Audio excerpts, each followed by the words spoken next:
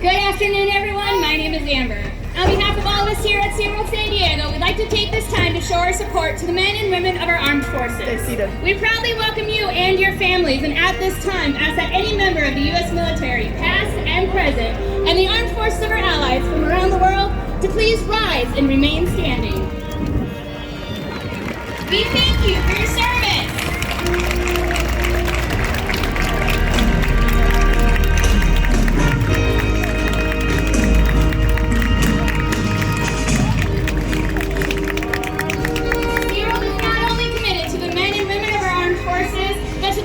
Share as well. Now please enjoy Orca Encounter.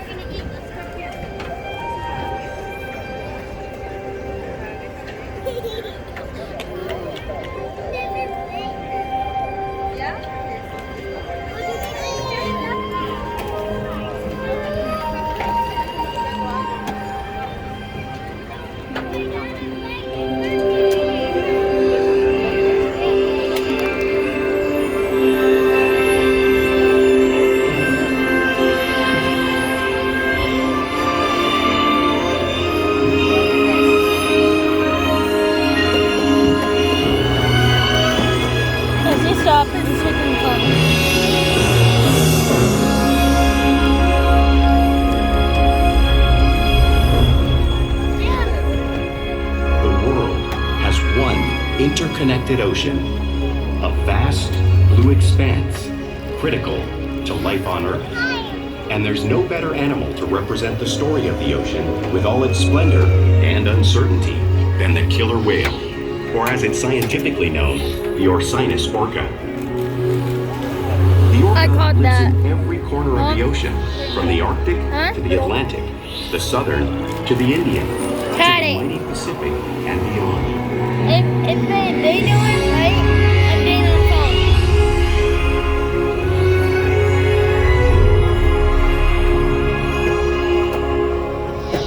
phone. This whale's story is the ocean's story, and it is one we all share.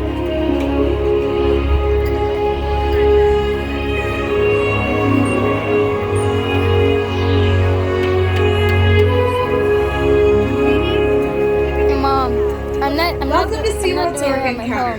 My name is Morgan, and I'm honored to introduce you to this intriguing and majestic animal. I did not do that. That's for sure.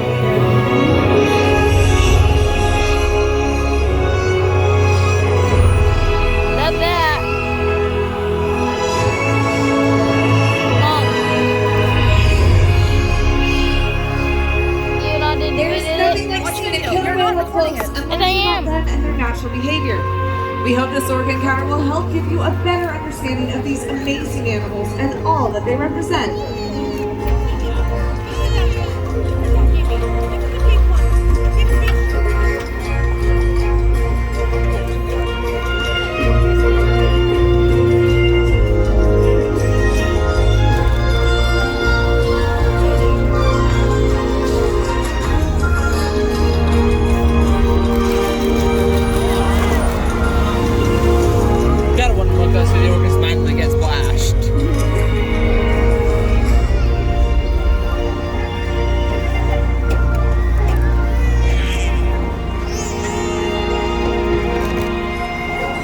While they are found in every ocean, orcas living off the coast of Iceland are quite different than those near Costa Rica. In fact, there are at least 10 types or ecotypes of killer whales. An ecotype describes the differences between killer whale size, physical form, prey, social structure, and habitat. As you can see, the differences are subtle, but noticeable when compared side by side. Orcas are adapted perfectly to their environments. And even the whale's black and white coloration has a purpose. It camouflages the outline of their bodies in the water, making it easier for them to surprise and catch their prey.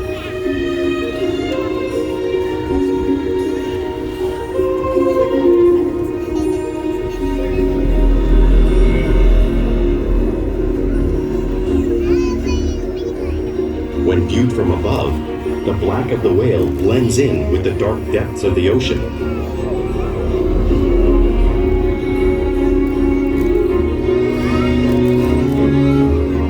When viewed from below, the orca's white bellies match the brighter surface of the water, blending with the light above, giving them the perfect camouflage.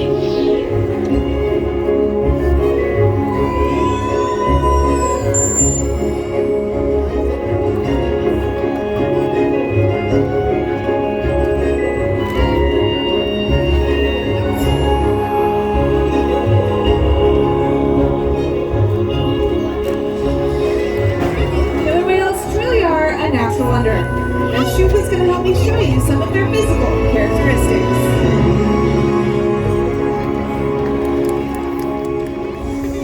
Where's Her the gill guy? is perfectly designed for taking a quick breath from the surface of the water. I would almost put the try. Even I know, the location but of what their if I eyes gave it a works their advantage. They look like they're located through that white oval eye patch, but that is a visual distraction. Her eyes are actually located in the black area in front of the white patch, camouflaged, thrashing prey.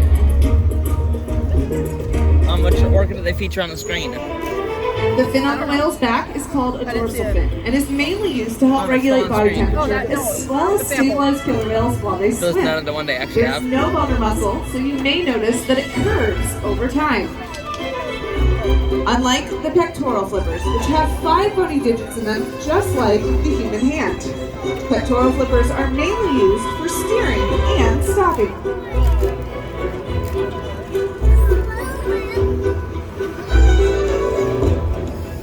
The lobes on either side of the tail are called flukes. The tail flukes are the killer whale's engine, propelling them at speeds of almost 30 miles per hour. But they swim the fastest and use the most power when launching their nearly 10,000-pound bodies all the way up and out of the water.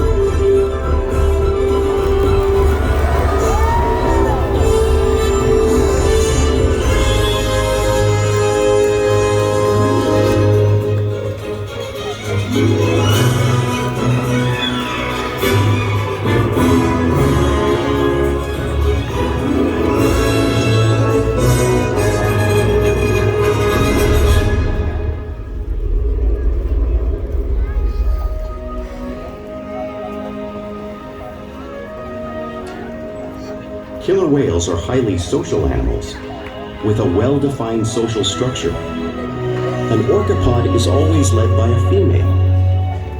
Though just half the size of her male counterpart, she is in charge. It's all about attitude, not size. Because they live and work as a group, orcas need to communicate with sounds and body language. Orcas use clicks for echolocation or navigation.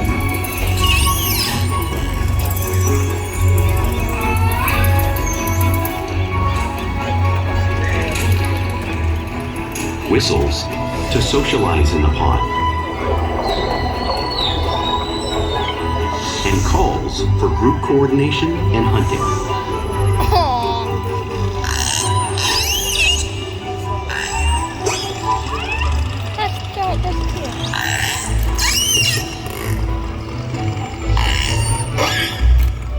Vocal development studies here at SeaWorld show that early on, calves learn vocalization from their mothers. But as they grow, they learn from others close to them as well. This is a bottlenose dolphin call that Shuka learned and even taught other killer whales here at SeaWorld. In fact, orcas are the largest members of the dolphin family.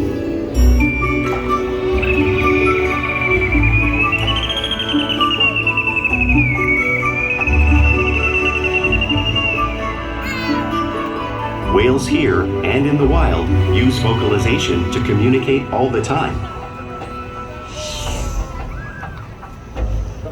Like all animals, killer whales use body language as a form of communication. They use pectoral slaps at the surface to assert dominance and to get noticed. For example, a mother might use a peck slap to get her calf's attention.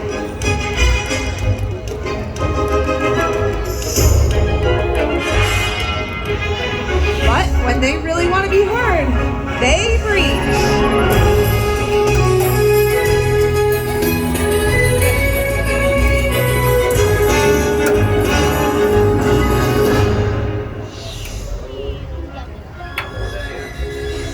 Spy hopping is how killer whales coordinate and get a better view of surroundings when they hunt.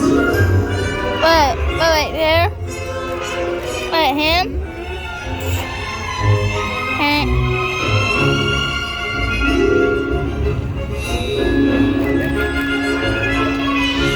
He's lazy.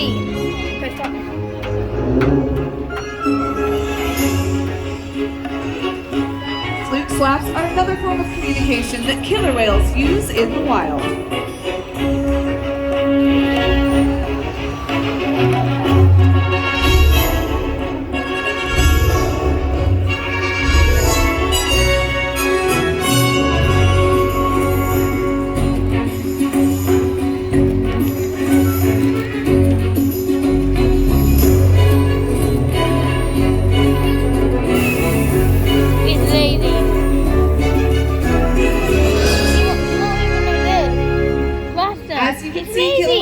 Excellent communicators, so it's no surprise they're at the top of the ocean's food chain.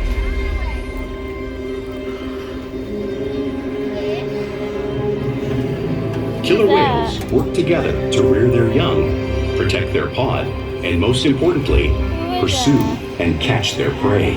Is that Every day they cooperate to survive in the wild oceans of the world. Any of those a Kai? The orca's hunting techniques are as varied as the whales themselves. Norwegian killer whales will circle herring, herding them together. And Keith in the back. The whales use sounds to coordinate with each other and to disorient the herring. With the fish confused and contained, the whales stun them with their powerful tail flukes, making for an easy meal. Might just let someone in.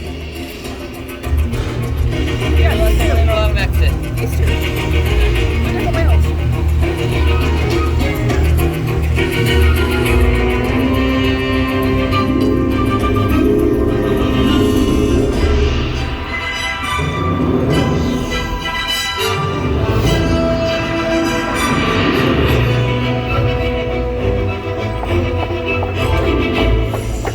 Whales in the southern hemisphere will capture sea lions by pulling them right off the beach.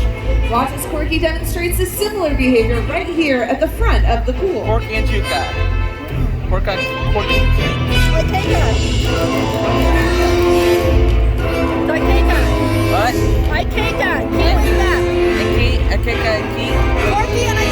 Okay, sorry.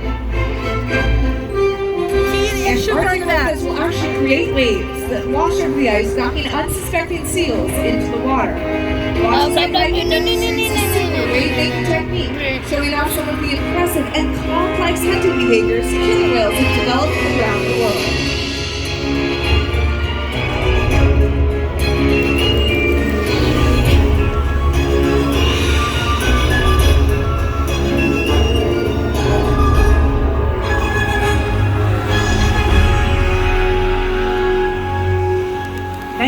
Saw these waves crashing in front of you, but it's hard to understand just how much water is displaced until you experience it for yourself. Luckily, I have a brave volunteer who's ready to feel the power of the killer whale tail. So Rocco, come on down here. Let's give him a big round of applause. Put the seat right there for me. Lock that handle. Yep, back all the way against the wall. There you go. All right, I think he looks ready. What do you think? Are you ready? Yeah? All right, one more round of applause. Let's really hype him up. All right, it looks like Ikaika is coming to get you wet, so hang on right there. And I probably should have mentioned that the water is about 54 degrees. Doing great. Keep smiling.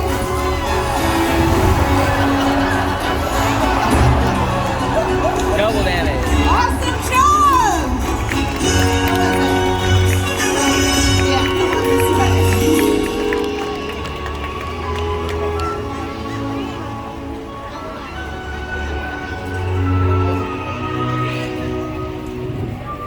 Now we've learned that killer whales live in every part of the ocean, so it's no surprise they eat all types of prey, including other whales. The blue whale on the screen in front of you is the largest animal on Earth. It is 5 times longer and 50 times heavier than a killer whale. So, how does the whale the size of Corky or Ikaika prey on a whale that size in the wild? Well, it's possible because killer whales are the ultimate team player. Play's almost over. Almost. Kind of. In this example, we see the larger male orcas surround a sperm whale, forming a perimeter, while the females continue to drive the whale forward until it reaches exhaustion. The calves then move in to join the adults in the group. Whatever their prey, killer whales always cooperate and hunt together, making them a highly successful predator.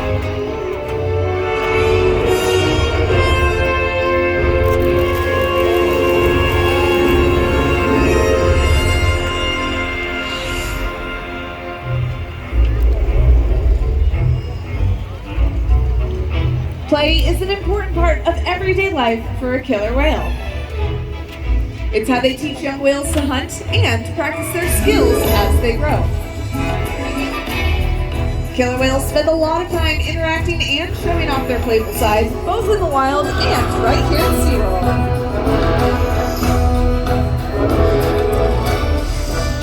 Porpoising is when an orca swims fast at the surface, breaking out of the water briefly.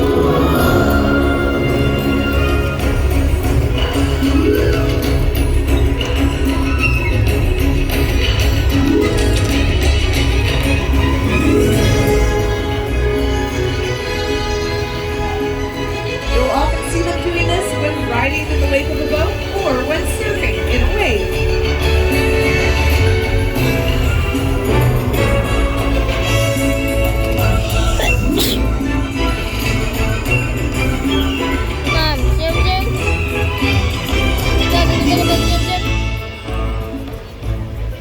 Killer whales like to be touched and will often rub their bellies on rocks when they can. We see our whales demonstrating this same behavior just like killer whales in British Columbia.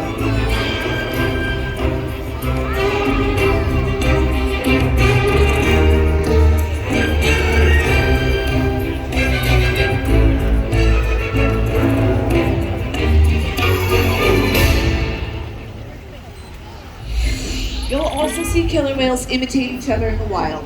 We see it here at SeaWorld all the time. The killer whales are always mimicking and learning from one another.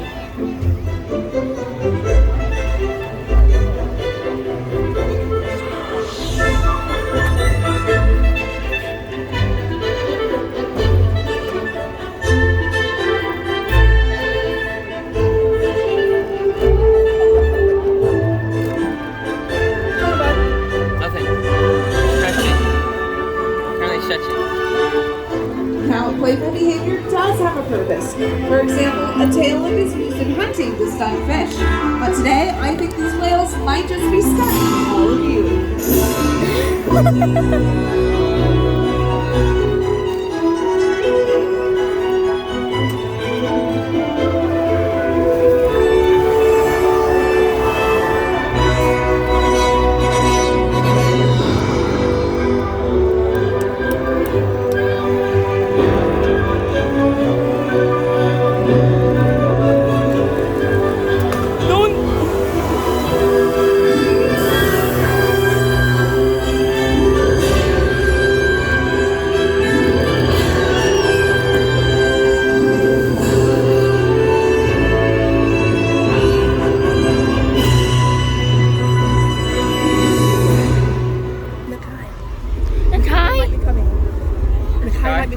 No, it's the guy. We interact with our whales each and every day, which allows us to build trusted relationships to provide optimal healthcare, research, and quality of life. Yes, he is now. The whales here all take an active role First in one? their own health and well-being. The guy, don't be lazy this time. For example, we can line them up and perform ultrasounds. They're doing Go through bye-bye. eye exams. We can They're doing brush bye-bye. their teeth every single day. Bye-bye. We can also ask them to roll over and present Hello, their tail guys. flukes. There's a shallow Hi. vein that runs along right? the surface of the flukes, and we can obtain a blood sample there. The one's upside down. That's the guy, upside down. We can even ask them to slide out onto a scale like you see Orca doing in the video in front of you. We weigh our whales once a week to make sure that our younger whales are growing appropriately.